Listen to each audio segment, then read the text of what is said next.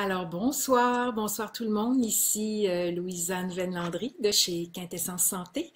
Je suis avec vous pour un autre live, mes lives d'été. Alors aujourd'hui, j'ai un bon plan de match pour vous. Alors j'attends de voir qui est là et qui se connecte avec moi présentement. Alors, il est 20 heures, un petit peu passé. Avec quelques secondes de retard ce soir. Donc, j'attends de voir qui se connecte et qui est avec moi en ce beau mercredi soir frisquet. Alors, on est dans le mois de juillet, mais je vous dis que c'est frisquet ici. Alors, bonsoir. Je vois des gens, ok, il y a des gens qui arrivent, qui commencent à se connecter.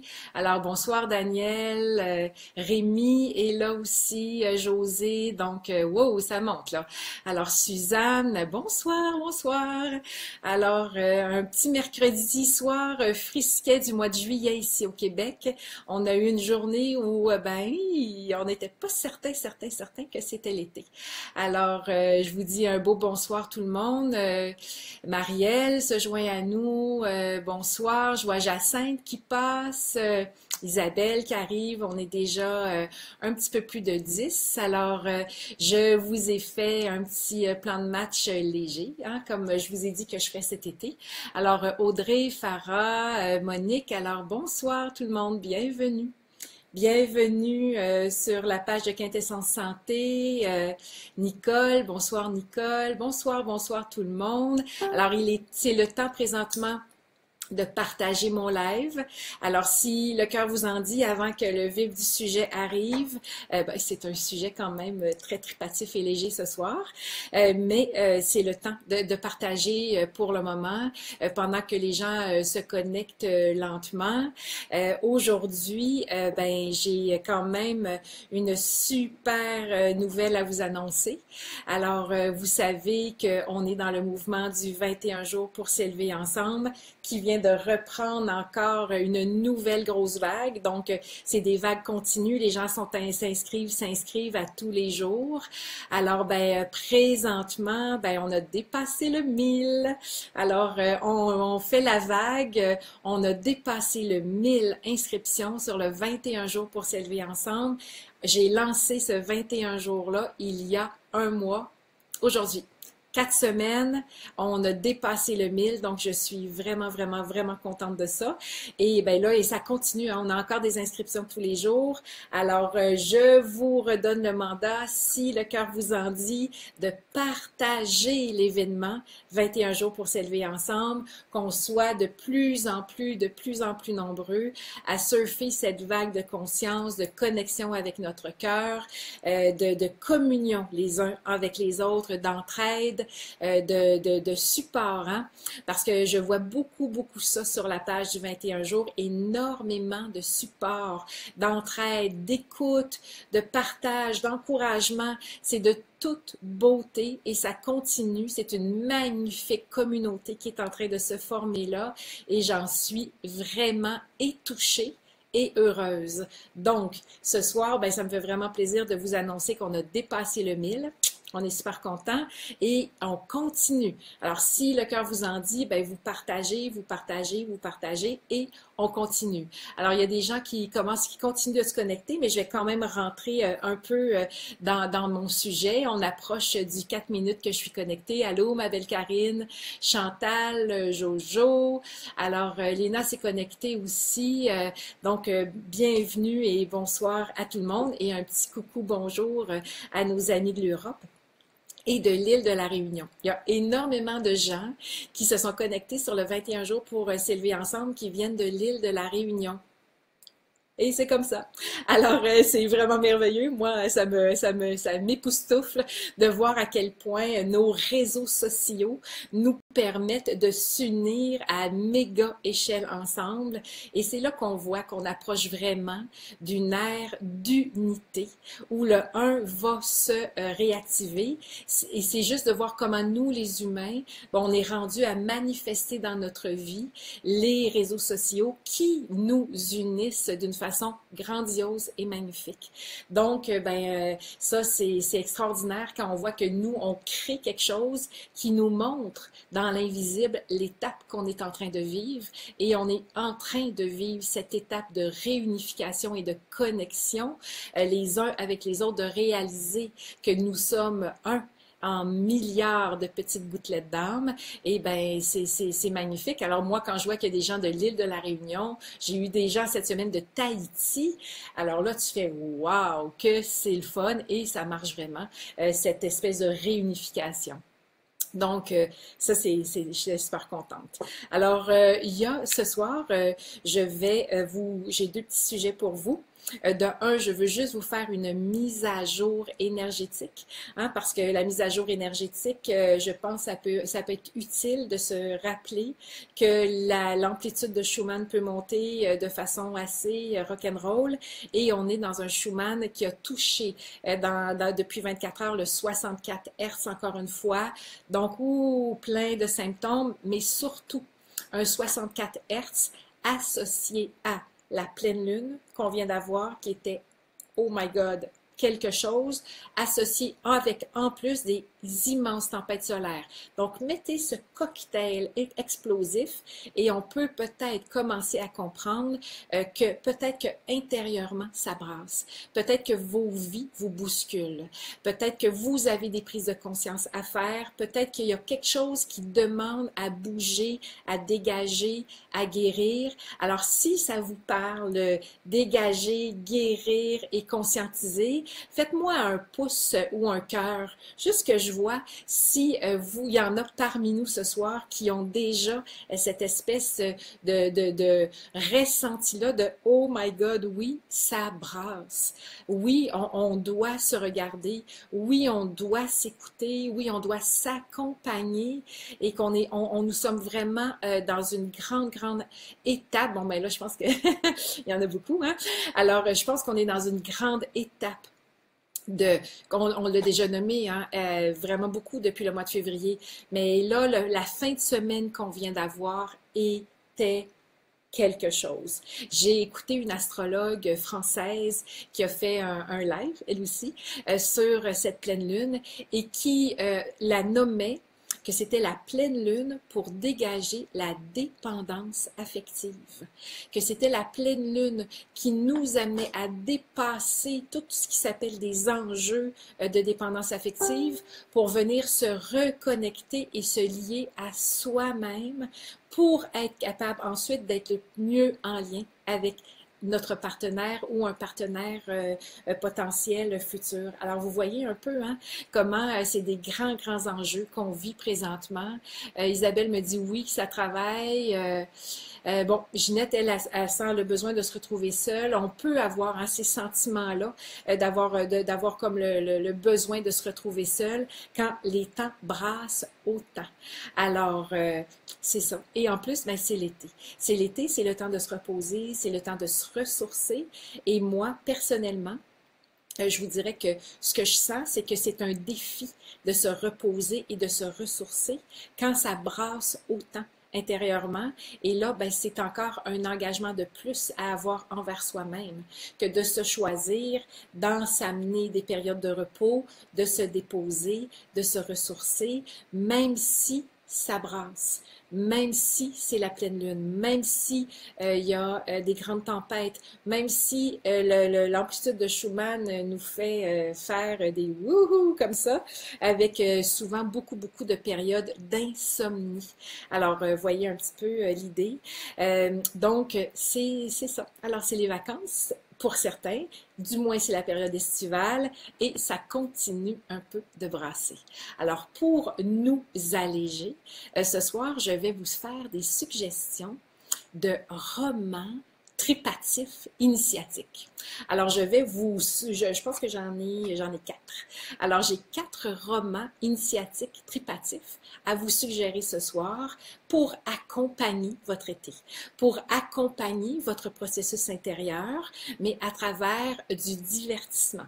hein, parce que je pense qu'on a besoin aussi de grandir, de croître, de se dégager dans un peu plus de légèreté.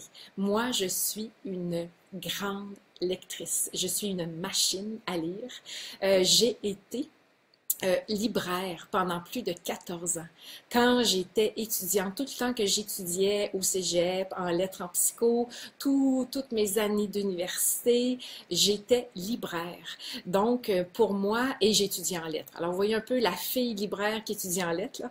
Alors, pour moi, la lecture a été, depuis mon plus jeune âge, quelque chose qui me reconnecte avec moi-même, qui me dépose, qui me ressource, qui me nourrit, qui me transporte dans toutes sortes d'univers. Pour moi, la lecture est vraiment, vraiment intéressante. Donc, ce soir, je vais venir vous recommander, parler de 4 romans initiatiques et je vais vous demander de venir partager dans les commentaires les romans initiatiques qui vous ont marqué, les romans initiatiques qui vous ont allumé, qui vous ont éveillé sur certaines facettes de la vie, de votre être, etc. Donc, ça va être super le fun.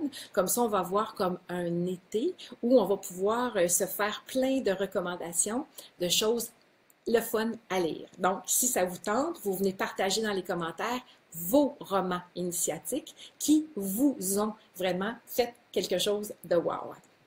Alors, en commençant, par lequel je commence? Alors, moi, c'est tout le temps ça, je les aime toutes. C'est que là, je me dis par lequel je commence.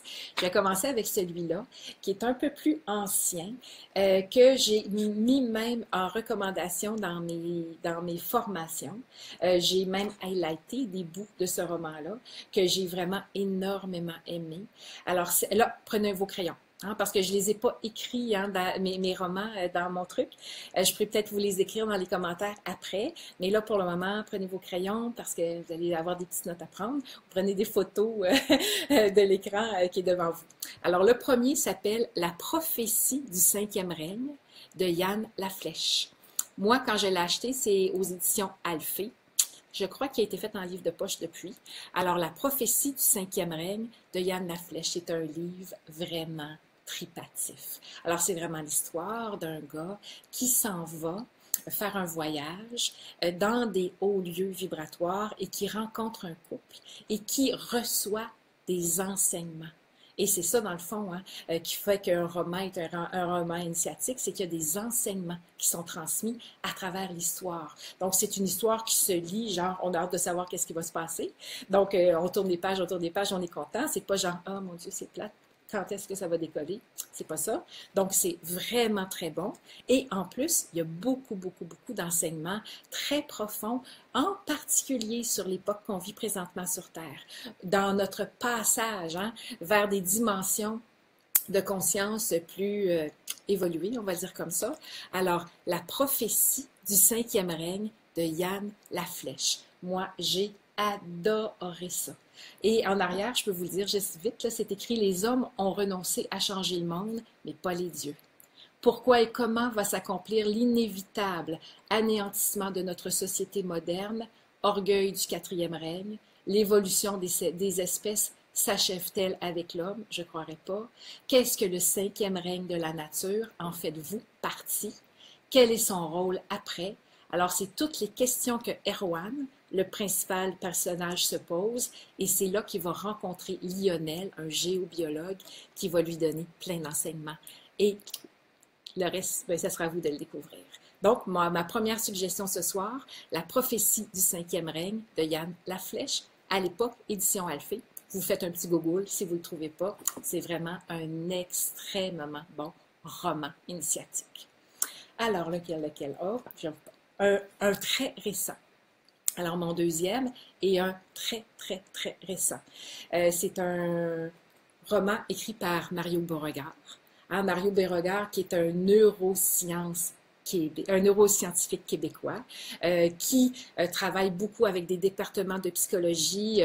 Il est affilié même avec un département de psychologie en Arizona et qui a écrit son premier tome d'une série qui s'appelle Expériencia et les milliards de visages de l'infini. Alors, j'ai adoré le premier tome. Ça se lit comme ça. Je pense que je l'ai lu en un jour et demi. Ça se lit très, très bien. Mais sachez que c'est le premier d'une série. Donc, quand ça termine, on n'est pas sûr qu'on sait la fin encore, mais il y a déjà beaucoup d'apprentissage à faire, de conscience à éveiller sur notre côté multidimensionnel. Alors, autant la prophétie du cinquième règne parle plus de comment les changements se passent sur Terre. Ici, on sort de la Terre. On va dans d'autres niveaux de conscience et on vient voir même qu'est-ce qui peut se passer dans d'autres dimensions, sur d'autres planètes, comment le temps n'existe pas.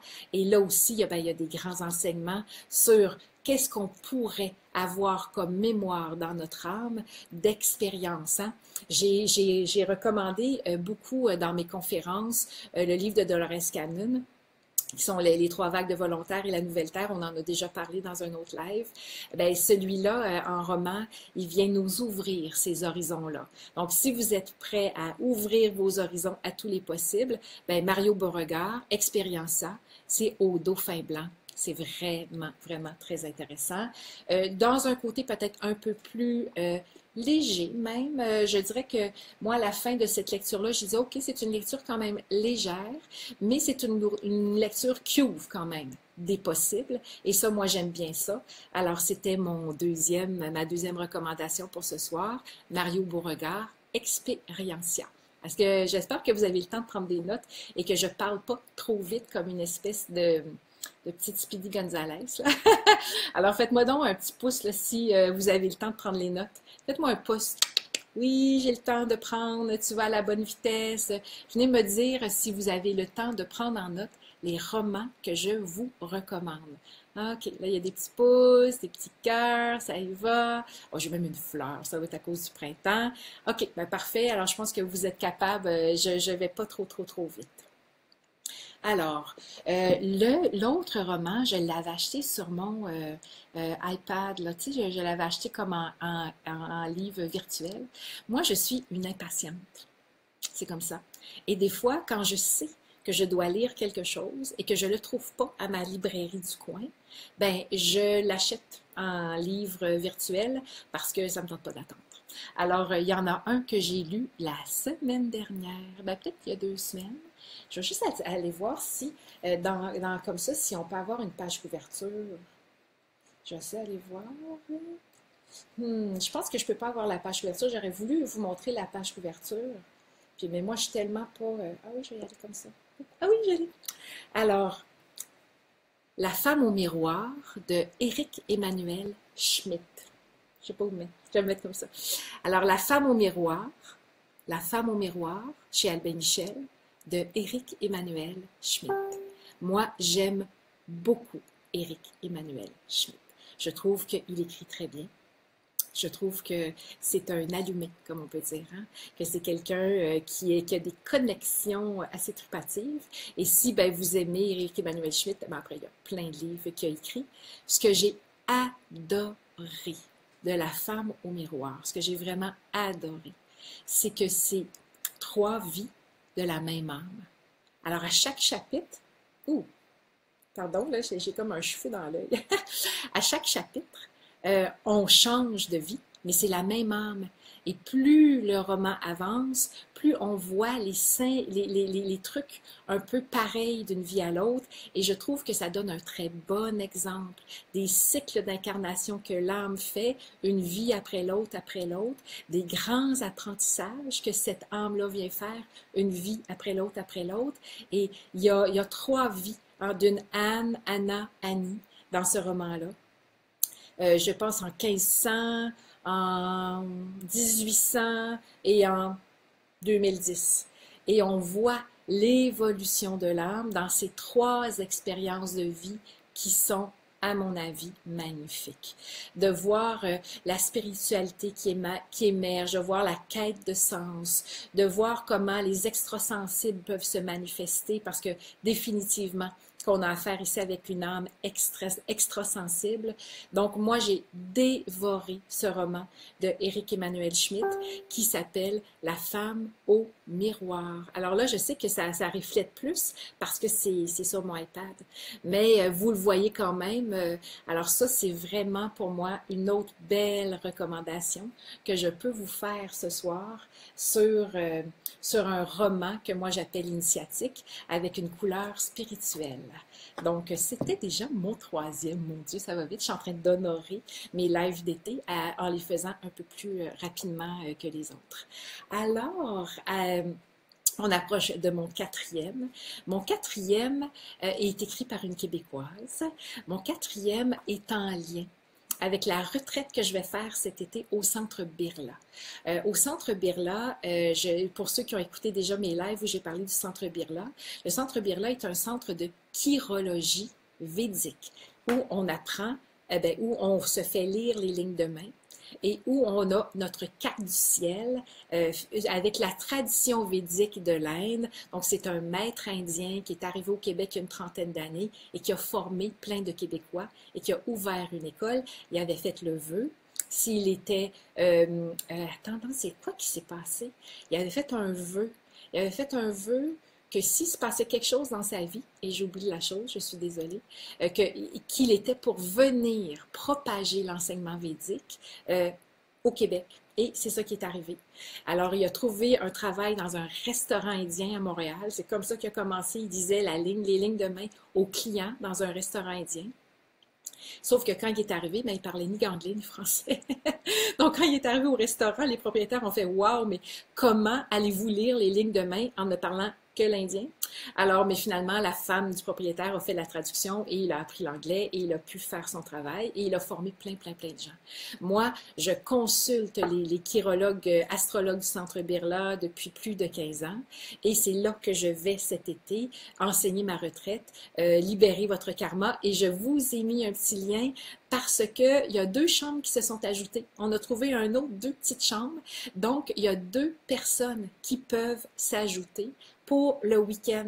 Donc, vous pouvez encore aller sur la page de Quintessence. Ça va être écrit complet. Faites comme si de rien n'était. Si le cœur vous en dit, il reste 2 places qui se sont libérées pour ce week-end-là à la fin, vers la fin du mois d'août. Alors, c'est ici au Québec, à Chénéville, près de Montebello. Alors, c'est dans ce coin-là, c'est un lieu magnifique. Donc, je reviens à mon histoire. Donc, pour vous parler du livre, donc, Ghanshyam, le maître indien, est arrivé au Québec, il a enseigné, et il a enseigné en particulier à une fille qui s'appelle Guylaine Vallée, que j'adore. Guylaine est une allumée, drôle, connectée, plein d'intuition. J'ai eu des dizaines de lectures de lignes de main et de cartes du ciel avec elle, et elle est fantastique. Et elle a écrit un livre qui est son histoire, qui s'appelle Du bonheur plein les mains. Elle a rencontré Mère Teresa, elle a rencontré des grands maîtres en Inde. Alors, la belle ici, là, c'est la belle Guylaine. Alors, elle a écrit sa biographie, mais définitivement que ça a une connotation de croissance, de roman initiatique, parce que c'est sa guérison à elle. Dans quel état elle était quand elle a rencontré les gens du Centre Birla et comment sa vie a été transformée par une pratique, si on veut, spirituelle. C'est vraiment intéressant. Moi, j'ai adoré lire ça. C'est certain que moi, j'ai un lien avec elle, j'ai un lien avec eux depuis plus de 15 ans, donc je reconnaissais toutes sortes de trucs, mais je trouve que c'est un beau cheminement de femme à sa rencontre. Et c'est pour ça que ce soir, c'est ma dernière recommandation qui s'appelle Du bonheur plein les mains. Guylaine Vallée, qui a écrit ça avec Steve Irwin, un de ses collègues de travail. Et je crois que je vais aller voir la maison d'édition. La maison d'édition, c'est Galaxy. Moi, je l'ai acheté au Centre Birla, ce roman-là. Donc là, ça sera peut-être à voir. Peut-être que vous devrez taper centrebirla.com puis le faire venir de là-bas parce que définitivement qu'eux le vendent. Mais je crois qu'on le vend aussi sur Amazon. Donc, Du bonheur plein les mains de Guylaine Vallée. Ça, c'est ma 4e recommandation ce soir de lecture qui fait du bien, de lecture qui nous fait avancer, qui nous fait évoluer. Et là, j'apprécierais vraiment, moi, en recevoir de vous. Parce que moi aussi, j'ai envie de lire cet été. Alors, qu'est-ce que vous avez à me recommander comme lecture d'été et qu'est-ce que vous avez à recommander au groupe qui suivent les lives de Louisa pour venir continuer notre expansion de conscience, de continuer notre connexion ensemble, de venir se nourrir mutuellement d'enseignements, de sagesse, de confiance, d'encouragement. Alors moi, ben, je vais attendre dans ces commentaires-là vos recommandations de romans initiatiques, de romans spirituels, de lectures quand même légères, mais qui élèvent et le cœur et l'âme. Alors voilà, c'est comme ça que mon live de ce soir se termine. Si vous avez envie de vous joindre à moi pour le Centre Birla, ben ça va être avec un grand plaisir que je vais vous accueillir. On a ce cadeau-là d'avoir 2 places qui se libèrent. Vous pourrez faire vos lignes de main, votre carte du ciel, ça va être extraordinaire. Sinon, ben on se retrouve sur le groupe de 21 jours. Je vous invite à continuer à partager ce groupe extraordinaire parce que c'est tout le monde ensemble qui vont faire qu'on va l'amener à 2100. Alors, je vous avais dit, mon premier objectif est 1000. On a 1000 personnes en un mois. Donc, on se met au défi d'avoir 2000 personnes dans le défi gratuit du 21 jours pour s'élever ensemble d'ici la mi-août. OK? On se donne un mois pour un autre 1000. C'est le défi que je nous donne à tout le monde. Donc, ben, je vous souhaite une belle fin de soirée. Je vous souhaite bonne lecture, je vous souhaite bonne recherche. J'attends vos suggestions avec impatience. Et ben, on se retrouve mercredi soir prochain pour un nouveau live. Je prépare mes vacances là, lentement. Alors, je ne sais pas trop où je vais être rendue, mais en tout cas, je ferai le live de où je suis en croisant les doigts qu'il va y avoir du réseau. Et ben, sinon, ben, je vous dis bien évidemment à la semaine prochaine. Belle semaine tout le monde, bonne lecture, bon été. Et ben, prenez soin de vous. C'est ce qui est le plus important. Prenez soin de vous. Bye bye. À bientôt.